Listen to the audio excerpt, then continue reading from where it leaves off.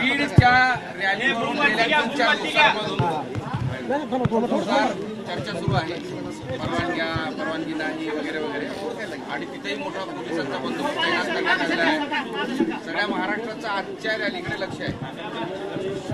नाही असं महत्वाची काय नाही, सगळ्या जिल्ह्यातच रॅल्या चांगल्या झाल्या, सगळाच मराठा ताकदीनं आला.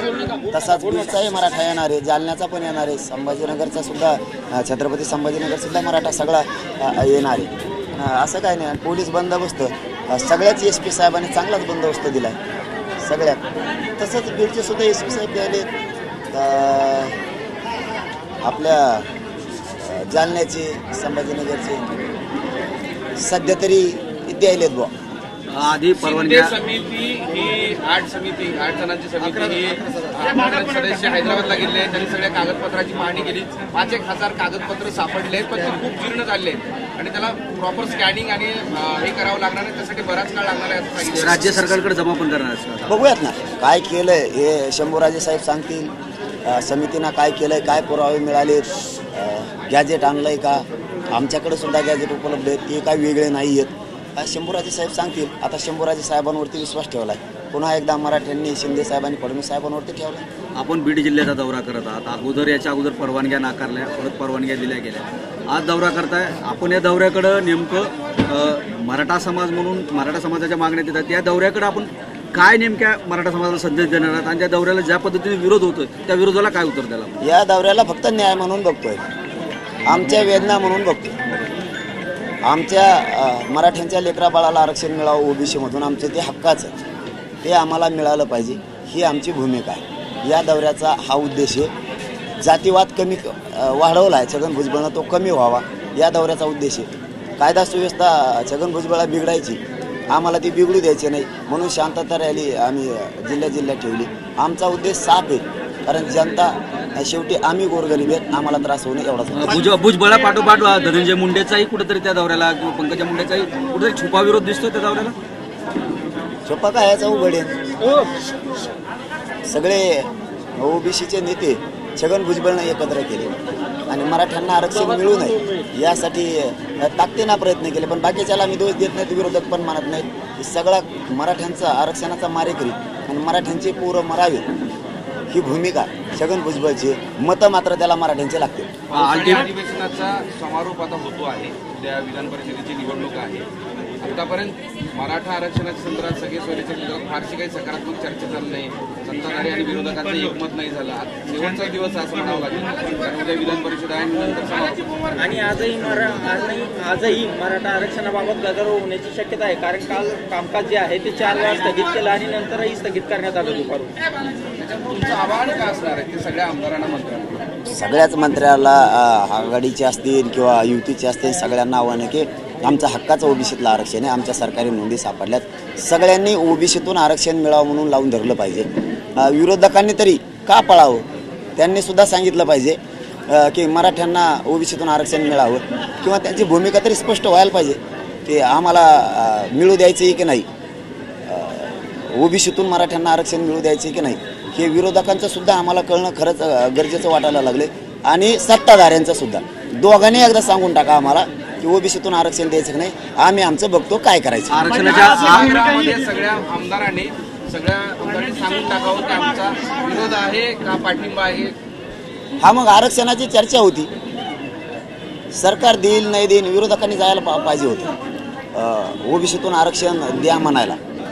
म्हणजे तुमचा बी काय छुपा पाठिंबा आहे का काय मराठ्याला OBCतून आरक्षण मिळू नये महाविकास आघाडीचा, आणि सरकारचं बी एक काय की OBCतून मराठ्यांना आरक्षण द्यायचं नाही, म्हणजे एकानं हल्ल्यासारखं करायचं आणि एकाने रडल्यासारखं करायचं, असा मला काहीतरी डाव दिसायला लागला आहे महाविकास आघाडीचा पण आणि सरकारचा पण.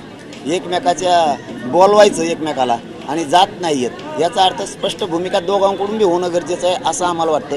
पण जनता वळखायला लागली आता की तुम्ही OBCतून आरक्षण मिळू नये म्हणून, सरकार पण आणि विरोधी पण नक्की डाव रचत आहे असं समाजाला कळायला लागलं, म्हणून आता समाजच रस्त्यावर उतरायला लागला. तुम्हाला दोघाला सोडून सकारात्मक बातम्या, न्यायालयाने एक असा निकाल आता ही दिलेला आहे की जमीन मागासवर्ग आयोगाचा जो अहवाल होता त्या अहवाल सादर करण्यात त्याला मुदतवाढ जी आहे ते न्यायालयानं त्यांचं म्हणणं जे आहे ते ऐकून घेतलेलं आहे. मग काय एकूण सकारात्मक आहे त्या दृष्टीने? हे बघा, सरकारनं जर आता सिद्ध केलंय की मराठा समाज 10% मागास सिद्ध आहे, तर कायदा सांगतो 50%च्या आत घेतलं पाहिजे. आम्हाला ते मान्य आहे, पण कधी 10% आरक्षण हे 27% ओबीसी आरक्षणात घेतलं.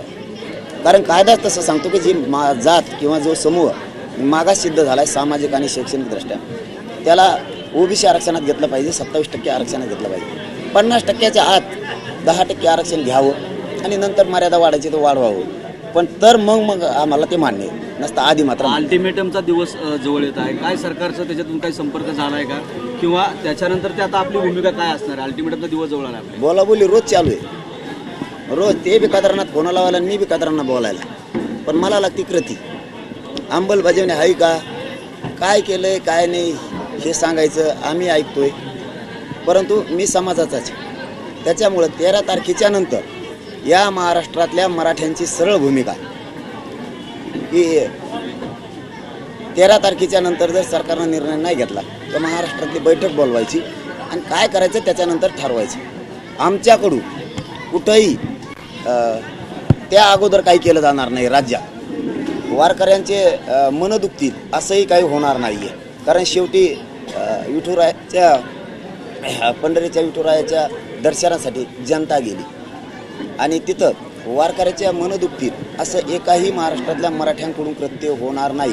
हे मनानं सांगितलं मी तुम्हाला, कारण आमचं कुठलंही आव्हान नाही. कारण देवाच्या ठिकाणी धर्माच्या ठिकाणी आम्ही कधी आडकाठी आणत नाहीत. तिथं राजकारण तिथं आरक्षण हे दोन्ही विषय आम्ही देवधर्मात अजिबात आणत नाहीत. जर त्या काळात उगा एखादं आंदोलन करायचा प्रयत्न केला तर शेवटी वारकरी जनता ही आपली गोरगरीब गेलेले आहेत, त्यांना पळण्यात काही राडा होऊ नये, त्यांची काही चेंगराचेंगरी होऊ नये हे उद्देश आमच्या डोळ्यासमोर ठेवून वारकऱ्याला कुठं दुःख होईल असं आम्ही कोणताही निर्णय घेतलेला नाही, घेणार पण कधी नाहीत. कारण वारकरी देवधर्म धर्म शेवटी आमच्यासाठी जीव की प्राण आहे. आरक्षणाची लढाई वेगळ्या मार्गाने आम्ही करू, अशा ठिकाणी आम्ही कधीही राजकारण किंवा आरक्षण पंढरीच्या विठुरायाच्या आषाढी वारीत आणणार नाहीत. आम्ही मात्र 13 तारखेच्या नंतर काय सरकार करतंय त्याच्यानंतर बघू काय करायचं. दादा, आज इथल्या लोकसभेच्या पराभूत उमेदवारांनी आपली भेट घेतलेली आहे. आपल्या काळात त्यांच्या मिस्टरांनी जे आहे ते आपल्या विरोधात थोडी भूमिका घेतली होती, फडणवीस यांचं समर्थन केलं होतं.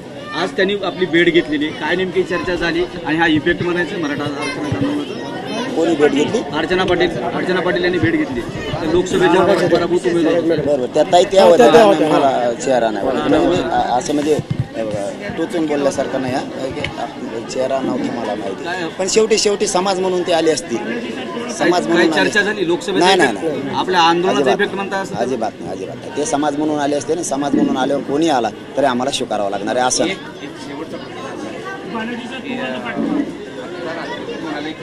संवाद सुरूच आहे. रात्रीचा शेवटचा संवाद सरकार प्रतिनिधी किंवा मंत्री यांच्याशी काय झालं? आरक्षणावर नाही झाला. शंभूराजे देसाई साहेबांना मी रात्री फोन लावला होता की इथले कलेक्टर महोदयांकडून काही कुणबी प्रमाणपत्र देण्याबाबत, सर्टिफिकेट देण्याबाबत, त्याला नोंदी शोधण्याच्या बाबत लवकर प्रमाणपत्र दिले जात नाहीत. त्यामुळं आता ते कसं जात नाही हे आणखीन माहिती नाही, पण जाणून बुजून दिले जात नाहीत की काय त्या संदर्भात मात्र चर्चा केली की सरकार म्हणून आपण आमच्या लोकांना अडचण येऊ नये. आमचे पोरं शिकायला लागले, त्यांना सर्टिफिकेटची गरज आहे. त्यांचे जर वंशावळ निघाली, त्यांच्या जर नोंदी निघाल्या तर त्यांना देणं आवश्यक आहे. हे आम्ही शंभूराजे देसाई साहेबांना पण सांगितलं आहे आणि या धाराशिव जिल्ह्याच्या पालकमंत्री साहेबांना सुद्धा सांगितलं की सोडवा नसता आम्हाला धाराशिवमध्ये येऊन कलेक्टर ऑफिस पुढं पुऱ्या महाराष्ट्राला आंदोलन करावं लागणार आहे. त्यांनी सांगितलं 9-10 वाजायच्या आत आम्ही कलेक्टर महोदयाशी बोलून जे धाराशिव जिल्ह्यातले प्रमाणपत्र आहेत ते सगळे द्यायला लावतो आणि नोंदीसुद्धा शोधायचं काम सुरू ठेवतो हे त्यांनी सांगितलंय. एवढीच मात्र चर्चा झालेली, बाकीची नाही. धन्यवाद दादा. धन्यवाद.